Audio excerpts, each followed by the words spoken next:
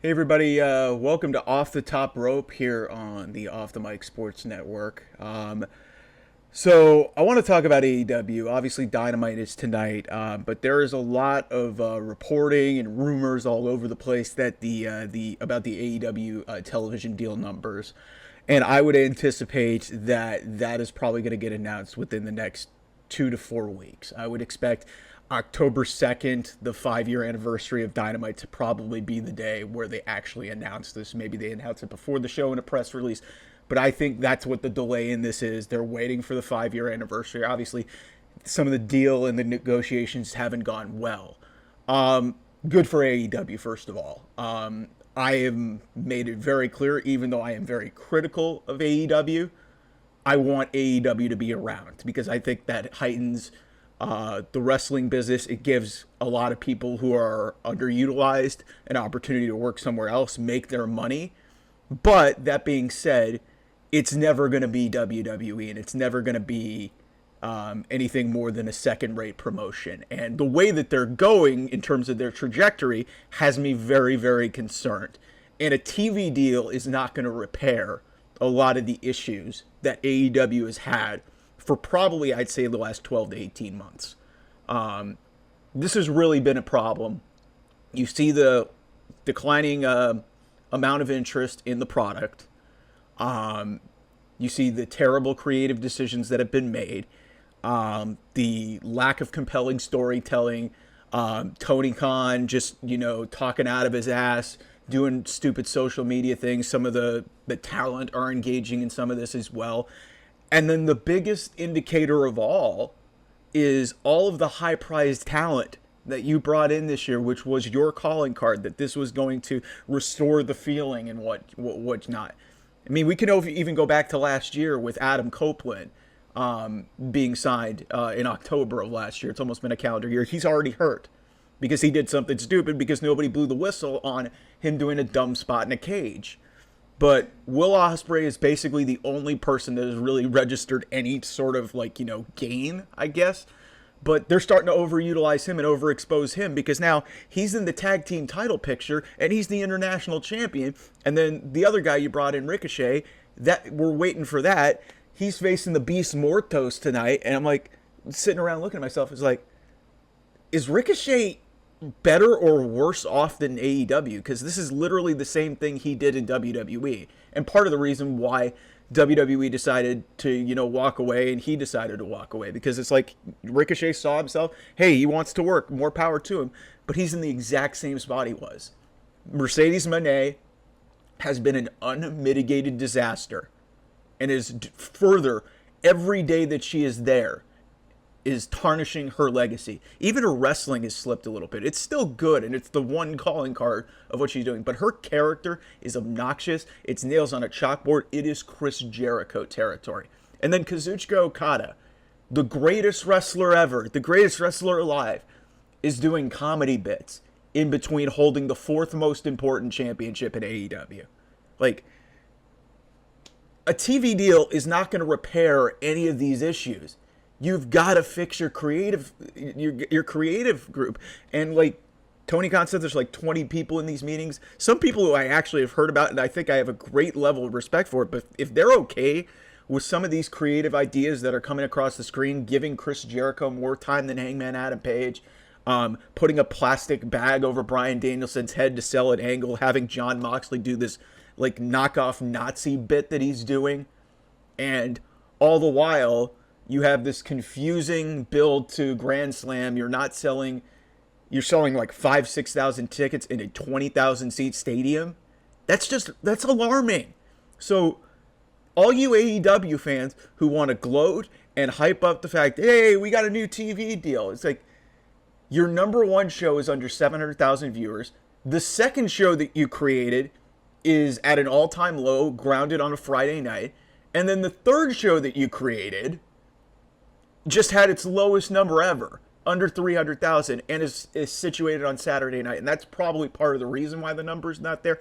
But it also has something to do with Collision, has nothing to do with anything AEW. It's just a bunch of matches. Same thing with Rampage. It's just a bunch of matches. Dynamite for the storytelling that they have, like when they invest in something like a Hangman Page and a Swerve Strickland, that's great. But where the hell is the rest of that? So, again, talking about this TV deal, congratulations to AEW. I'm very happy that they are going to be continuing on the televisions for at least the next 3, maybe 4 years. The reports are it's a 4-year deal. The 4th year is an option, I think. That's what the reports are indicating. It hasn't been confirmed. That's the other thing. So before you get out in front of it, just tread lightly. I do think it will get done. There's too much smoke there for AEW not to get a deal done. But I just don't have a whole hell of a lot of optimism that if AEW is going to get paid, that they're actually going to be profitable. Like, you can make all the money off of a TV deal and have a media rights contract, but if you're not drawing gate or fans or selling merchandise, then nothing's going to change in this company. And I am not convinced that Tony Khan is willing to listen to anybody.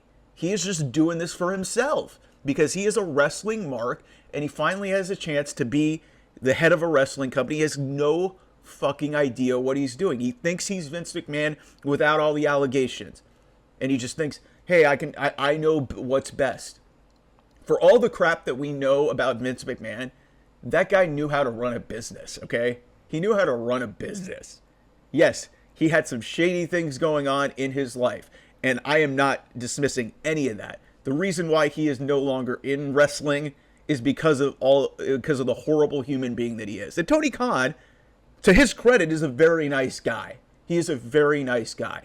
From everything that I have heard, from everything that I have seen, to the way he treats his talent, it is awesome. But in a lot of ways, I think that's almost a detriment to AEW because he's not willing to tell these people no, and he's just happy. Hey, all these people are working for me. I have the best roster in the sport. It's like, well, who cares? Yeah, you got another. You're gonna get a second wrestling contract, and you're gonna probably outlive the length of WCW in a lot of these shows, which I see is a popular topic from the AEW fan base.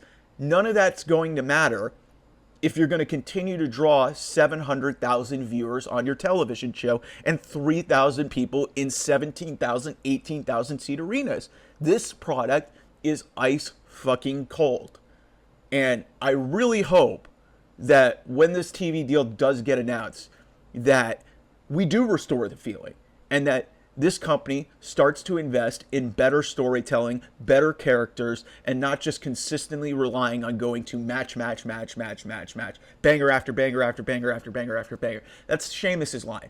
But that's one character. This is the entire show, the entire product. You can't just rely on just great wrestling throughout an entire show to keep your audience engaged. That is why AEW is losing its audience. So, please, I beg all of you, and you guys can gloat all you want, but nothing is going to change. I beg all of you to just, try to hold some people accountable over there and invest in better stories and not try to just, be all over Tony Khan and saying, oh my God, this is great.